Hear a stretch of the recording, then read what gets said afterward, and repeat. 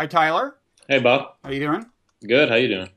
Good. Let me introduce us. I'm Robert Wright of Blogging Heads TV. This is the Wright Show. You're Tyler Cullis, a policy associate at the National Iranian American Council, and in particular, you have paid a lot of attention to the nuclear negotiations and to some of the kind of legalistic aspects of the nuclear negotiations, and you've written op-eds about this and so on. And we're talking at a very interesting time. It's Sunday evening. The rumor is that the deal is basically done. Lawyers are reviewing it, and there could be an announcement as early as tomorrow, which is Monday. Now, I think I figured out a way to talk about this that will make our conversation relevant, regardless of whether there is indeed a deal. Because what we're going to talk about are things that, if there is no deal, are probably the remaining sticking points. And if there is a deal, some of them at least, will likely be sticking points with between the administration and critics in Congress who are against the deal.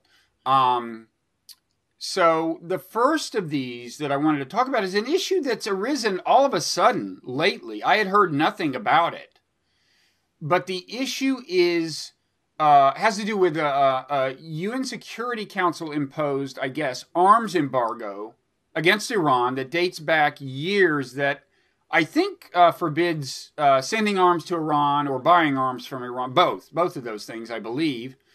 These are conventional arms, tanks and so on.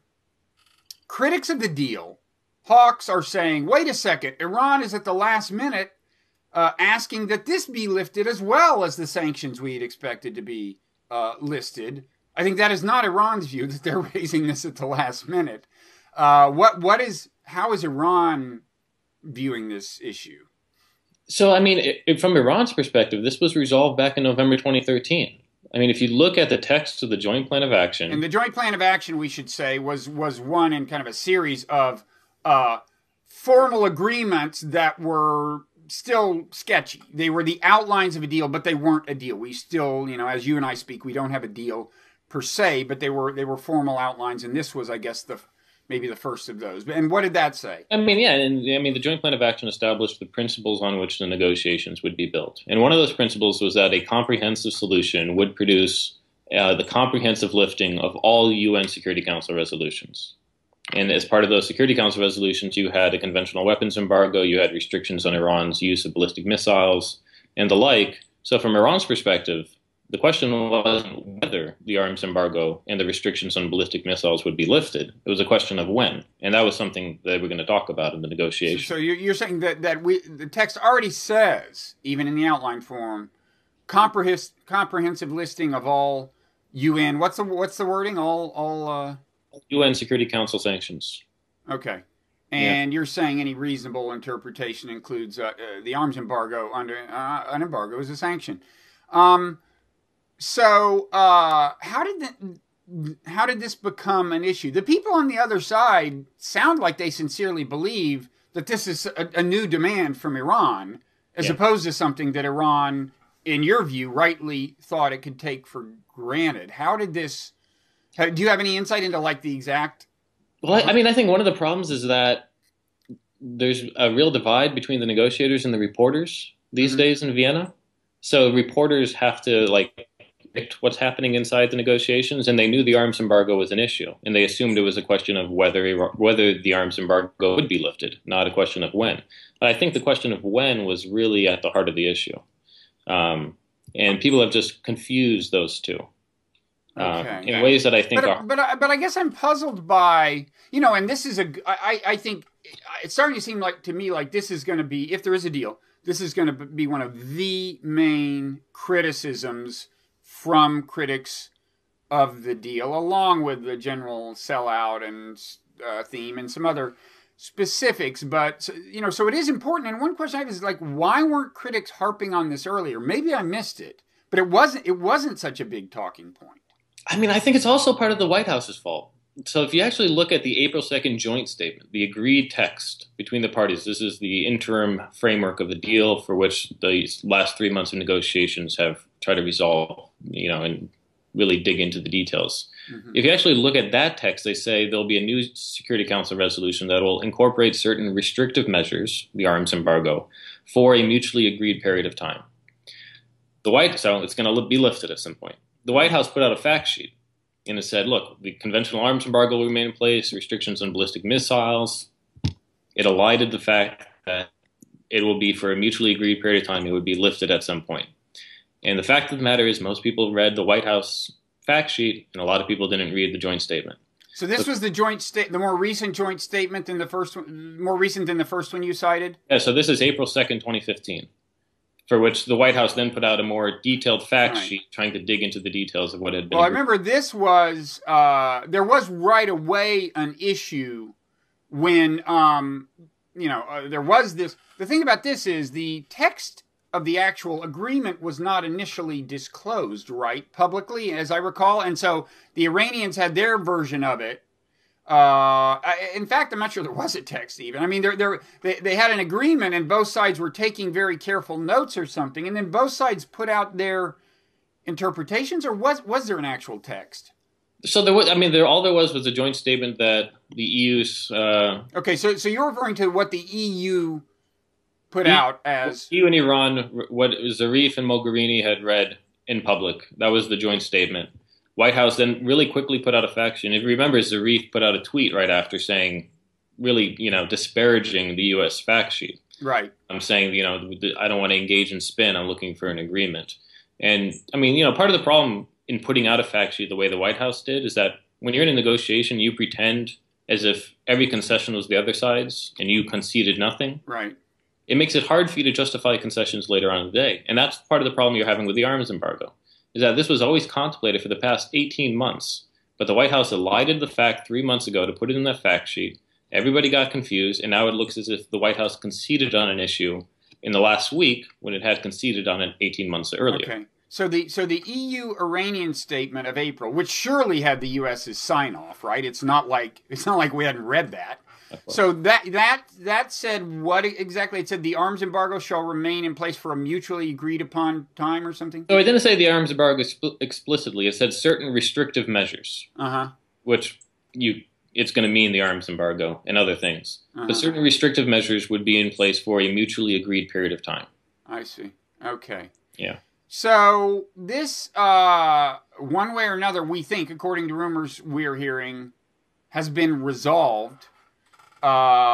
Which will probably mean that it's going to leave congressional critics something to complain about, because your sources are way better than mine, and you seem pretty confident that Iran didn't totally cave on this, and given the whole history. Yeah, Iran's position is not just Iran's position; it's Russia and the Chinese position as well. Is that, look, in fact, you can go beyond November 2013. You can go all the way to June 2010 when the arms embargo was put in place in Security Council Resolution 1929. There's a provision for the termination of all the restrictions in that resolution, and it says once Iran undertakes its nuclear-related obligations, then these measures will be terminated. One of them is the arms embargo. And, go ahead. Yeah, so it was contemplated within the Security Council resolution itself that once this nuclear dispute was resolved, all the provisions, including those related to Iran's ballistic missiles and the arms embargo, would be lifted. That's the Russian, the Chinese, and the Iranian position, and it happens to be the correct position. Because and we should say, for people who aren't paying close attention, Russia and China are on our side of the negotiating table. It's Iran versus so-called P5+1, that's the 5 permanent members of the Security Council. That's us, Russia, China, France, United Kingdom, plus Germany. Germany is the one. So it's all of us on one side and Iran on the other. And you're right, this is Russia and China seem to think that the arms embargo should end. Cynics or maybe just careful observers say that they would both like to sell arms to Iran. But for whatever reason, that's their interpretation. Now, I noticed I was perusing neoconservative websites, as is my occasional habit. And I noticed that an argument they're kind of making about this is that if you look back at the UN Security Council resolutions about the arms embargo, the first one apparently was Resolution 1737, they say that the resolution sought to, quote, I think this is supposed to be a quote from the resolution, to constrain Iran's development of sensitive technologies in support of its nuclear and missile programs. And so their argument is, well, wait, if it's not giving up its ballistic missile program, which we think it's not, then the arms embargo shouldn't be lifted because it was initially linked both to the nuclear issue and the missile issue.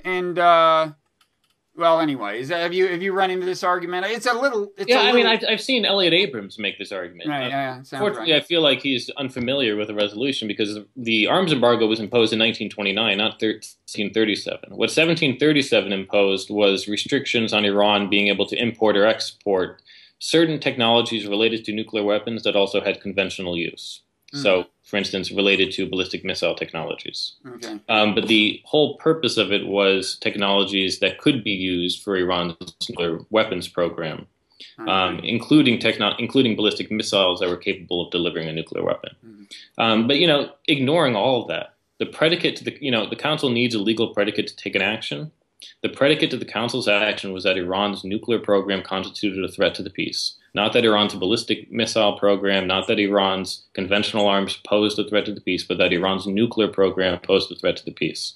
So in order for the arms embargo and for the restrictions on Iran's ballistic missile technologies to survive following we would actually have to make a new finding that these things constitute a threat to the peace. It's just not, the Russians and the Chinese are just not going to go along with that. Yeah. Well, that's the other thing. The same website, this was either Free Beacon, probably Free Beacon. It could have been commentary. Said they're also making a big deal of the phrasing that somewhere it says that these, here it cites 1929, the resolution you mentioned, and it says the arms embargo will be maintained, quote, until such time as the Security Council determines that the objectives of these resolutions have been met.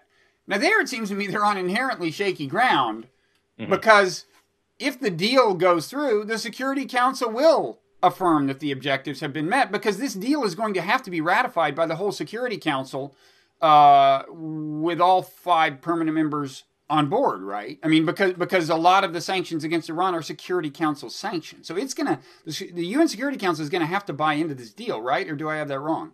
No, yeah, you're totally right. I expect it could happen, in the next week. So the council puts out the president of the council puts out a statement saying, certain sanctions are suspended. But at some point, the council will adopt a new Chapter 7 resolution lifting the sanctions and terminating previous resolutions. Okay.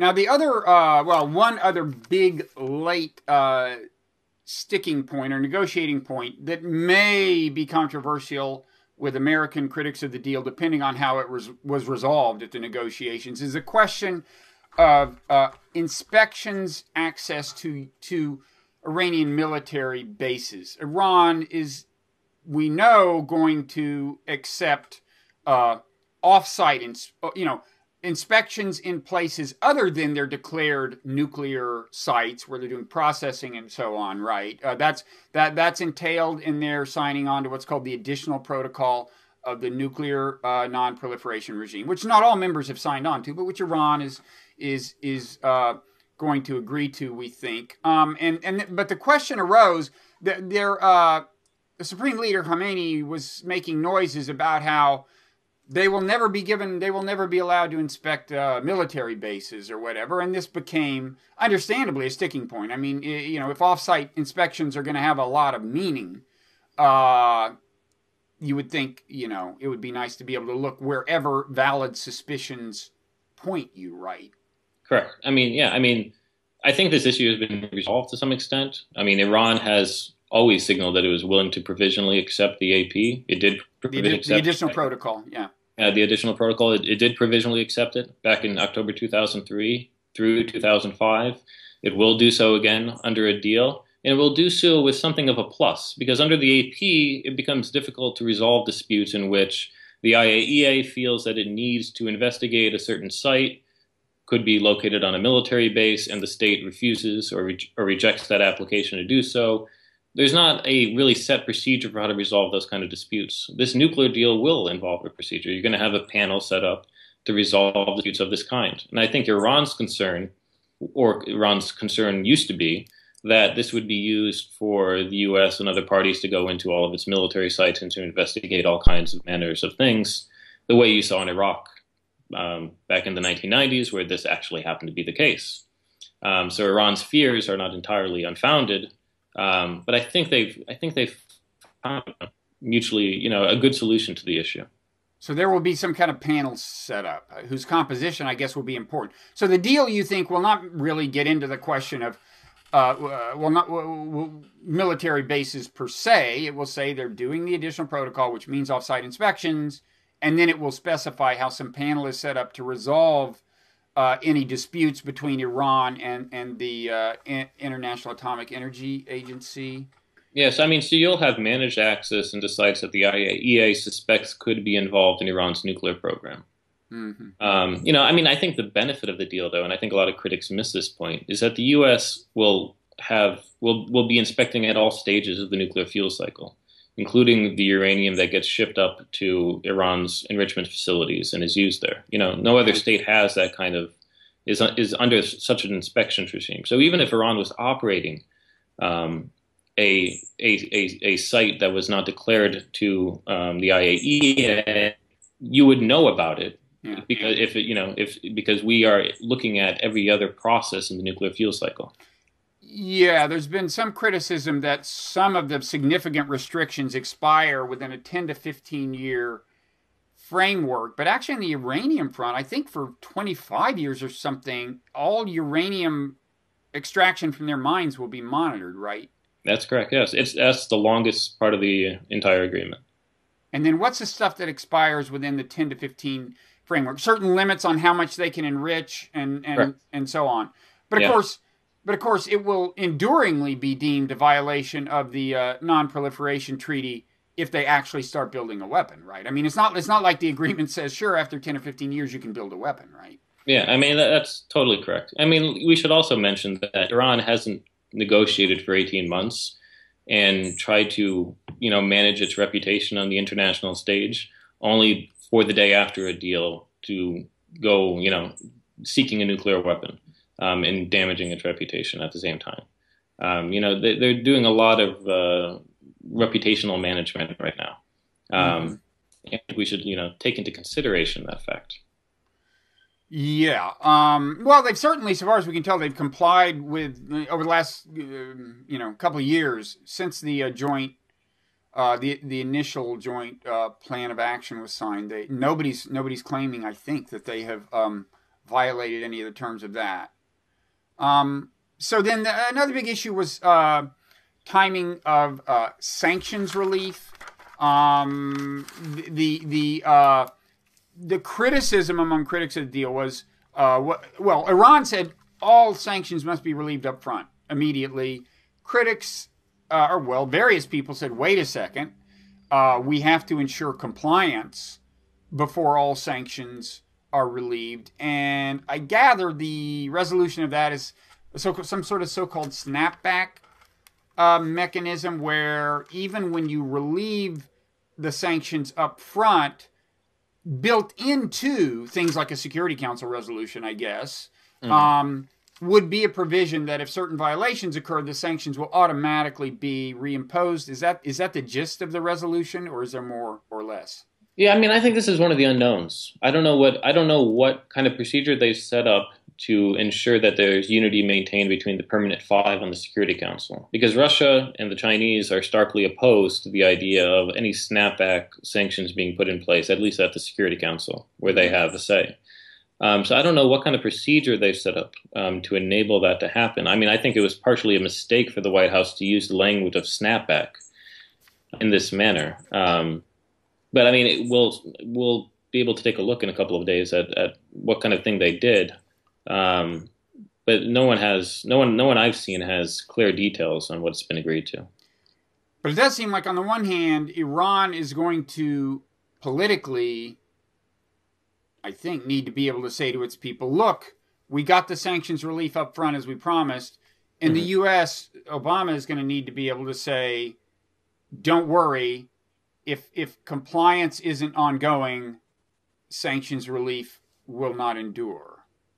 Yeah, I mean, some people had, I mean, I know Bloomberg had a story that said basically that the sanctions would be, the UN Security Council imposed sanctions would be suspended, and that suspension would need a vote every 6 to 12 months to continue in force. I would be surprised if that story was true, and mostly because that would mean Iran totally lost in that situation. In a debate in which they had some modicum of leverage because the Russians and the Chinese were really on their side on this issue, they would have lost just incredibly. The Iranians really want to see the termination of the Security Council resolutions, and they really wouldn't like to see a future American president have a veto over the continuation of the suspension of the Security Council. That does seem crazy. So Bloomberg was saying that that at any point in the future, any American president who wanted to veto a UN security resolution could, in effect, reimpose sanctions with or without cause.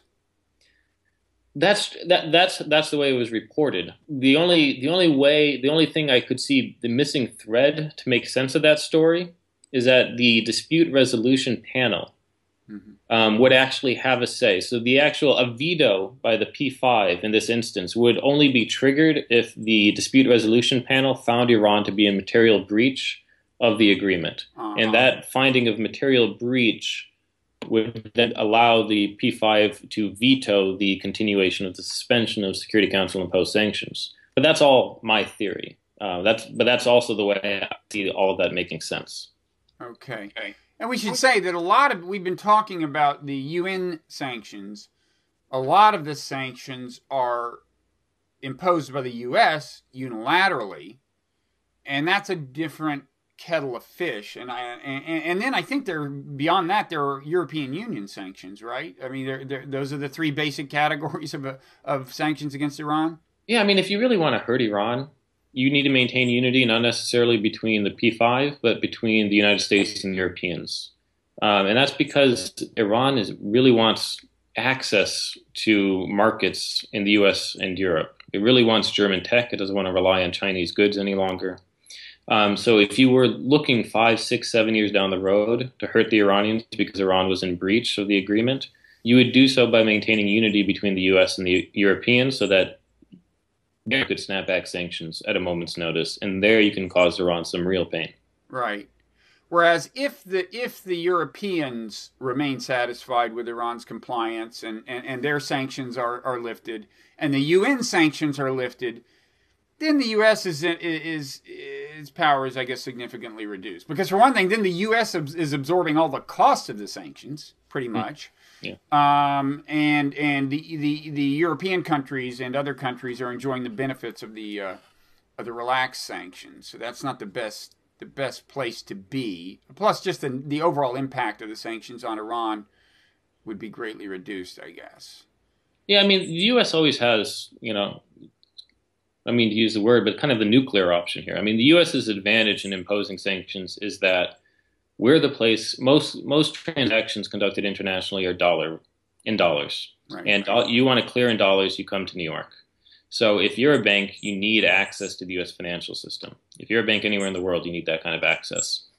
So the reason the United States sanctions have been so effective on Iran is because it has forced foreign financial institutions to stop all dealings with Iranian banks under threat of losing the ability to clear dollars. So that's the U.S.'s nuclear option in all this. If the Europeans or the Chinese or the Russians didn't go along, the U.S. could always exclude foreign banks from being able to access the U.S. financial system and dollars, meaning that they're effectively done. And that's, the U.S. can hold that over people's head during, the lifetime of the deal. It causes a lot of diplomatic ruckus, causes a lot of problem for the U.S. at the same time, but nonetheless, the U.S. has that option. You would think that over the long run, too, this kind of thing, I know we've done this, we're doing it with Iran, we've done it in other cases. You'd think this kind of thing would tend to erode interest in using the dollar as the standard currency of exchange, and would make competing currencies like the euro more attractive. Although, of course, at the moment the euro is having its own problems. But still, down the road, you would just think that the dollar's ascendancy in this regard cannot be assured. This is no longer like the 1960s. Former U.S. officials have worried about this problem. It hasn't been realized yet. Yeah. But it is a problem that you can run into in the future because we do have that power. And, if you're a foreign bank or you're a foreign country, you don't necessarily like that fact. Yeah.